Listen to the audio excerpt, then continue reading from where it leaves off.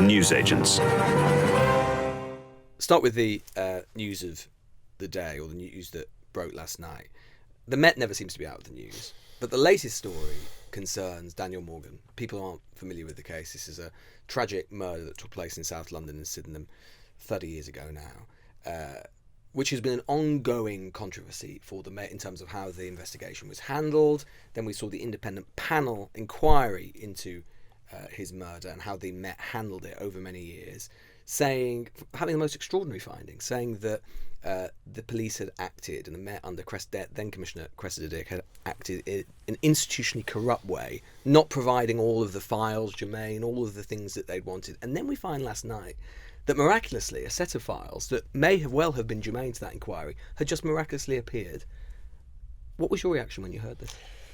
I was speechless. I was gobsmacked. I was told this last week. I spoke to Alistair, who's Daniel's brother, this morning, and I began by apologising to him and expressing my condolences for not just Daniel's murder in 1987, the fact up until today no justice has happened, nobody's been prosecuted, no police officers have been disciplined. And you're right, the independent panel found institutional corruption, including the delay in the former commissioner handing over documents to the panel. I was reassured. All the documents had been handed over. The former commissioner wasn't happy with the findings of the panel. I was told last week that a filing cabinet, which was locked, was in New Scotland Yard, was forcibly opened. And within that, more than 1,000 pages of documents were found directly relevant to... 1,000 pages? More than 1,000 were found in relation to, in inverted commas, that Daniel Morgan case. They were then gone through to see if there were duplicates of papers already handed over to the panel, and unfortunately or fortunately, some of those documents hadn't been handed over to the panel. They've now been sent to the panel, who've agreed to look at them again, reconvene if you like. The police have apologised again to the family, but the reason why I'm left speechless is because all the reassurances that I'd been given, the family had been given, clearly were without, merit. And you can understand why, Alistair, the brother, and others are suspicious. But right? I assume the police. I assume you asked pretty quickly for an explanation as to why these documents had just not been found and only handed over. Now, what have the police told you? So the explanation is that this was a cabinet that had been moved from the old Scotland Yard to the new one, and nobody looked inside it. And so, my understanding is this wasn't a search for additional papers to do with Daniel Morgan.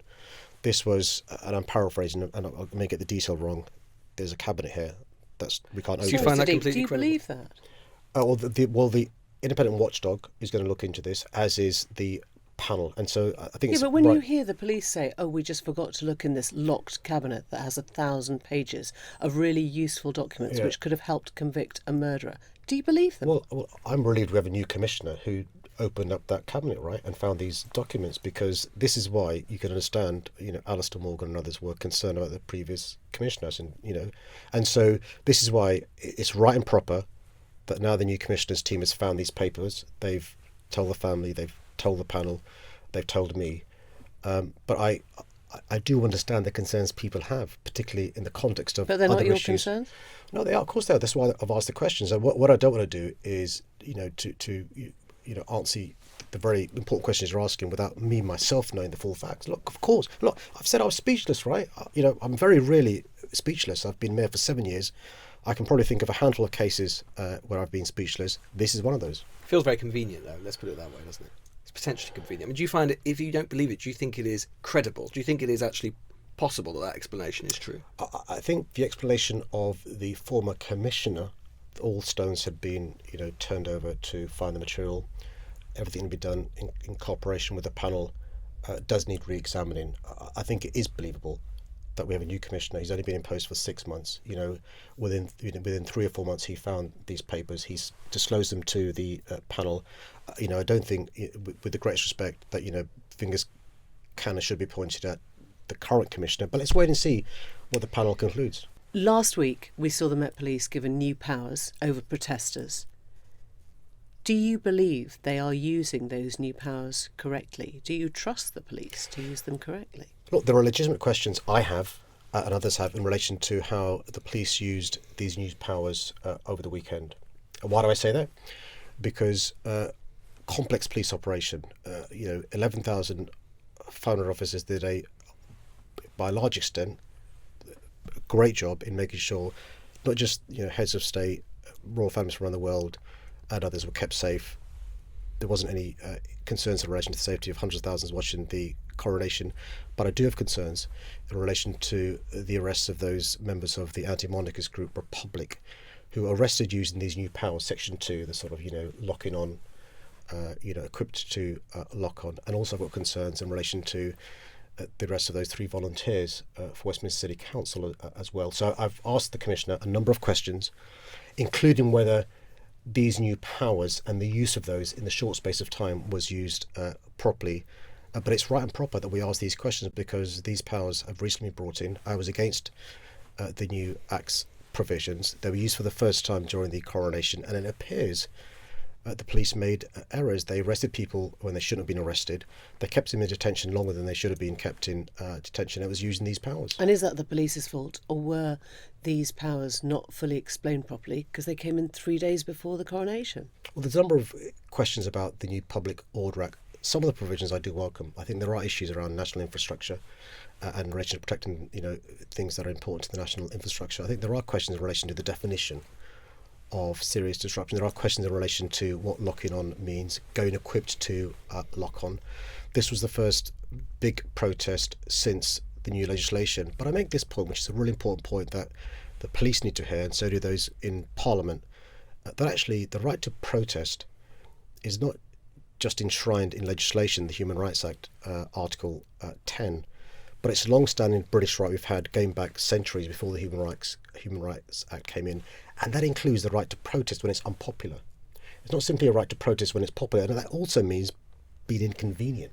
So I think it is perfectly lawful and proper for Republic and other groups who are anti the monarchy to protest during a coronation. We can't lock them away because we've got VIPs in town or because it looks bad. But what I'd say to those protesting is please make sure it's lawful, peaceful and safe. It appears in these 2 cases this weekend, the Republic members who were arrested, in my view, wrongly, and the 3 volunteers for Westminster City Council who were arrested. There are questions that demand asking. I've asked the Commissioner for some of these questions, and I've also said to the Commissioner it's really important his answers are made public, because the public will want reassurance that the police can, at the same time as keeping us safe, making sure these big events take place safely, people are allowed to protest in a way that is, doesn't lead to them being arrested wrongly. I said at the start that the Met really seems to be out of the headlines, usually for bad reasons. Year after year we see different controversies. We've seen some even in the last 6 months. There's a new commissioner, partly as a result of your actions. When should we, the public, start to expect to see an improvement in the Met's performance? I mean, have you given them a date? Would you say, are they on notice before the end of, say, your term now, or perhaps a term of yours in the future? So reforming the police for me is an integral part of my mayoralty.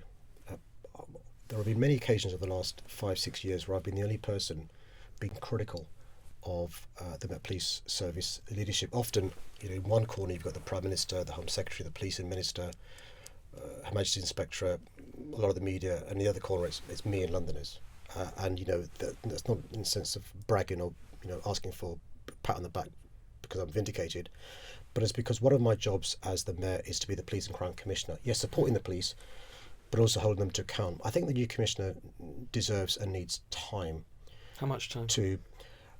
He would say, if he was here, 2 years is before you'll see the real progress you want to see. But the good news is in the first 6 months we're seeing some progress. I'll give you examples of the progress we're seeing in the first 6 months. Record numbers of officers kicked out of the police service during that 6 month, which is no source of pride to me, but it shows he's bringing about change. Speeding up disciplinary processes.